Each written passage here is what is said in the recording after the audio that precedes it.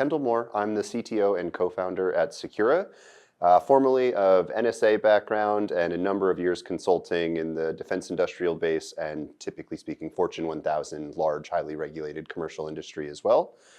About me, I spent all of that time as an engineer, platform engineer, DevOps engineer, systems engineer. Those titles have changed, but the job function has kind of remained static throughout a lot of that. And my goal is to build hardened and secure infrastructure for mission apps and production commercial apps to run on.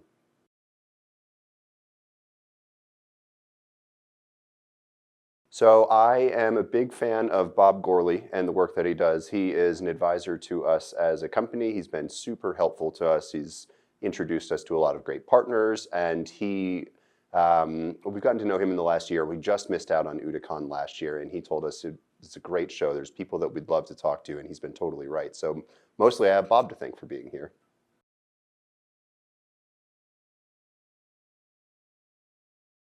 Yeah, definitely. A couple parts to this answer. So one of the key reasons that I think it's important is our adversaries are not slowing down in terms of bringing technology and bringing capabilities to warfighters, to general population, to government functions, et cetera.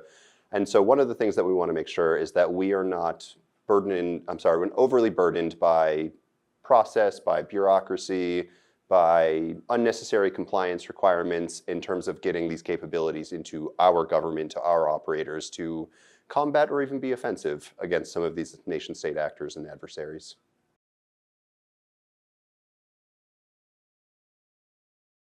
Yeah, absolutely. So our company is really all about translating security controls directly into infrastructure.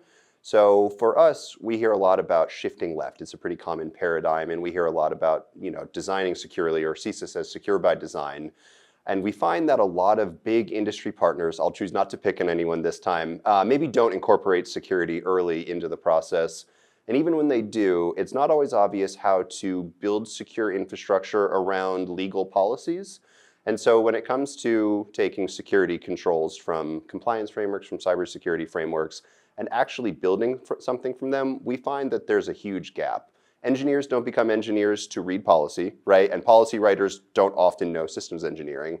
And so what we do is translate those security policies into actual tasks that can be run, into actual infrastructure, into actual systems, which basically lets engineers solve meaningful problems, not bureaucratic ones.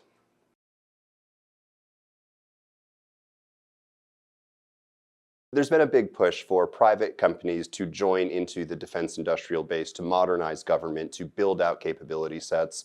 And I think there's a lot of interest there, but truly it's the acronyms, it's the compliance, it's the policy. They run into this and they think, well, what on earth do you even want from me? What is FedRAMP? What is CMMC? How do I do these things? And so that's exactly where our company lives, is being able to translate those sorts of complexities into something manageable, or into something that other industries, other companies don't even have to worry about.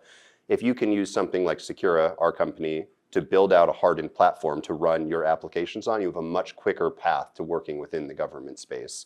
And so I think that's been our biggest success and our biggest value add to those customers.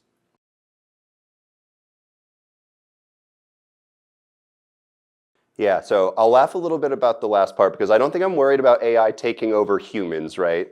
I think AI is still very much trained on human knowledge, but I want to kind of expand, right? Where I think AI is super critical is bringing more information and higher quality information to human beings that need it. So if you need to categorize the risk that a system might have when it's performing a mission, for example, it would be really helpful if you could ask a large language model, give me examples of 100 other systems that have had a similar role, what security requirements they needed, what other adversaries might have tried to do to affect these systems, and then tell me what we were able to do successfully to help defend against that. If you could use a large language model to just have that question answered in 5 seconds, that saves weeks, months of time. So again, I think it's really critical to continue to use AI to support human beings.